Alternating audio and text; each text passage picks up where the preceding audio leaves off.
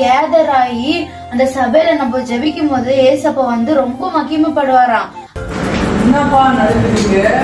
அவங்க பார்த்தா பிராக்டிஸ் பண்றாங்க, நம்ம வினய் என்ன பண்றான்னு தெரியல. வினய் ஆமா என்ன பண்ற வினய்? நானா நீ சண்டே யூத் ஃபெலோஷிப் இருக்கு இல்லையா, அதனால சாங் செலக்ட் பண்ணிருக்கேன். சாங் செலக்ட் பண்றியா?